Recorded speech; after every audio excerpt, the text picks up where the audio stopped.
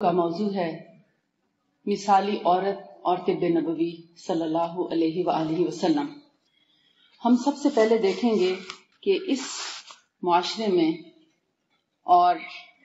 نبی صلی اللہ علیہ وآلہ وسلم کے آمد سے پہلے کے معاشرے میں عورت کا کیا مقام تھا اور اسلام نے عورت کو کیا مقام دیا۔ عورت کو اسلام سے پہلے انسانیت کے دائرے سے بالکل خارج قرار دیا گیا تھا۔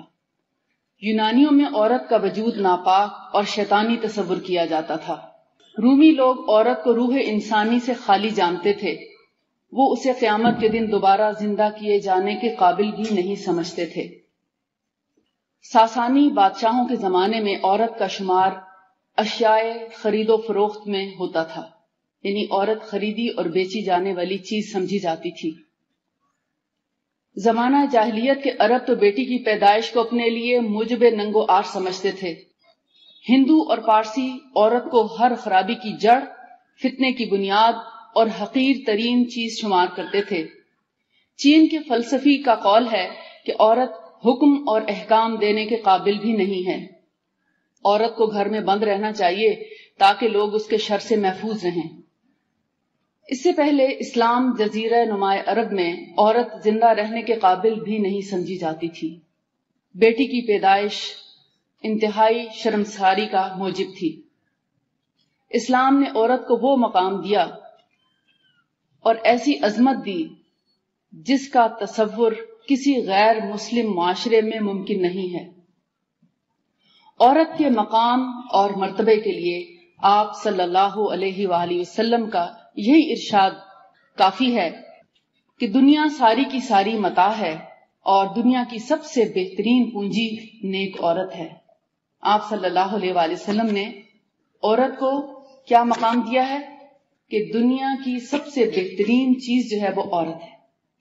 کیونکہ عورت سے نسلیں پروان چڑھتی ہیں،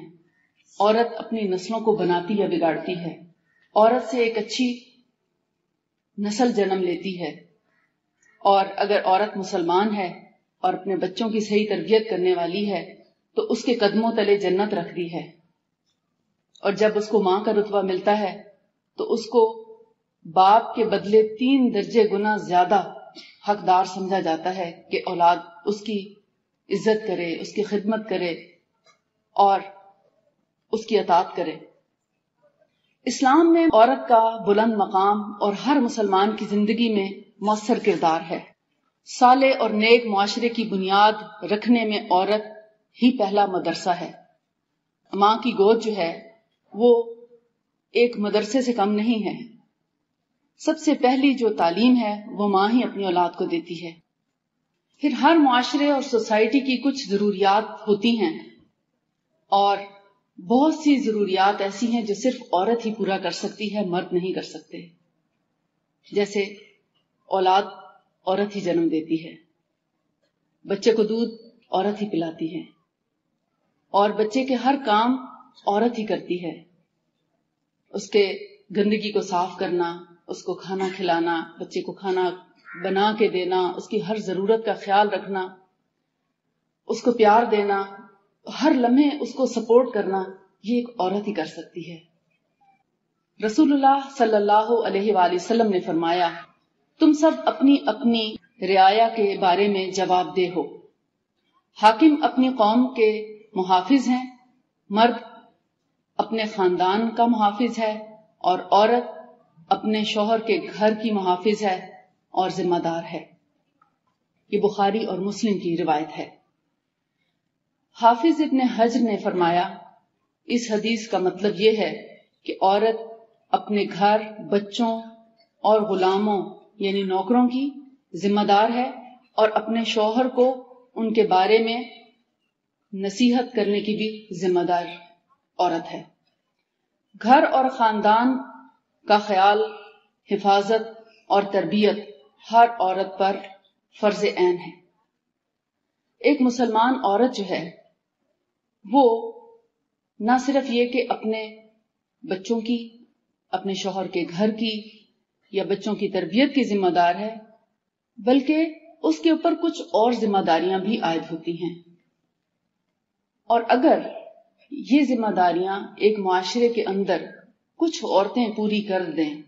تو باقی معاشرے کی ذمہ داری ادا ہو جاتی ہے، جسے فرض کفایہ کہا جاتا ہے۔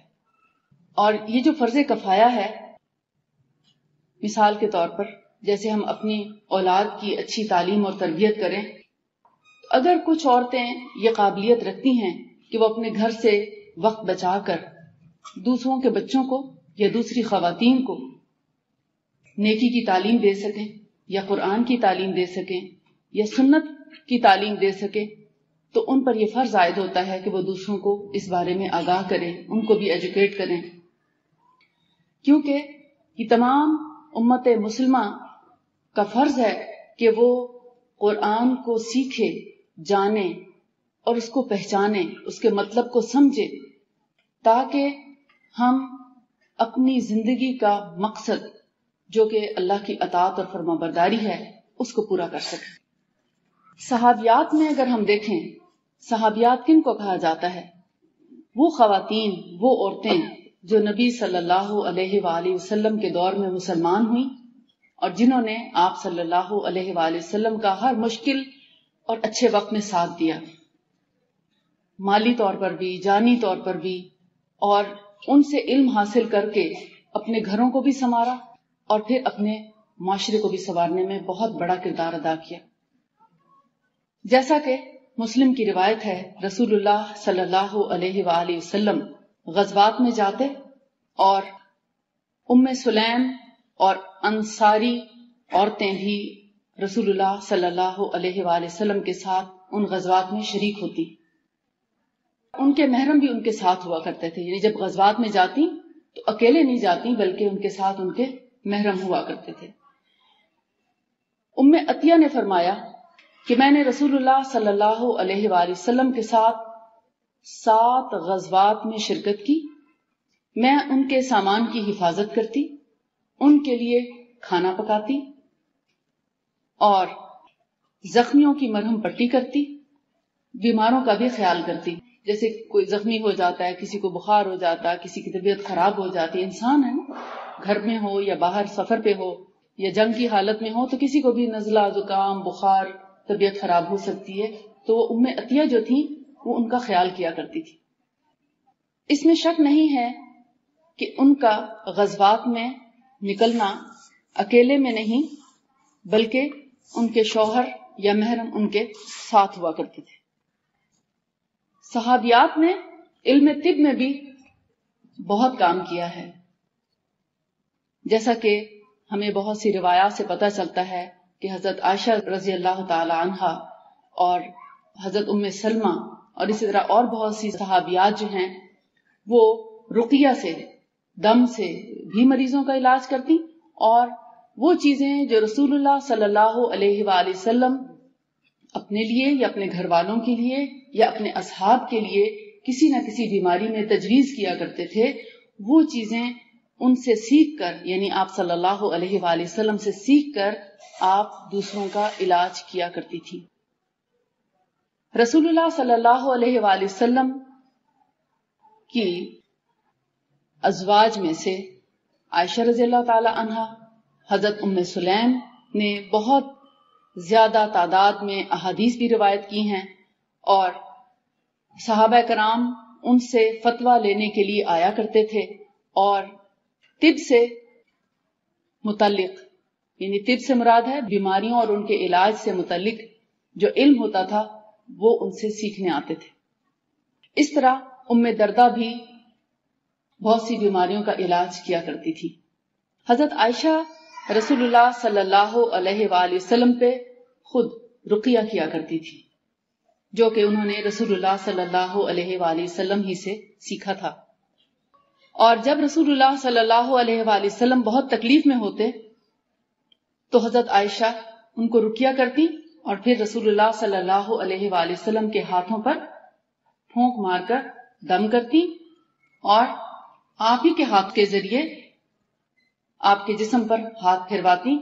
برکت کے طور پر، تو رسول اللہ صلی اللہ علیہ وآلہ وسلم کی طبیعت بحال ہو جاتی۔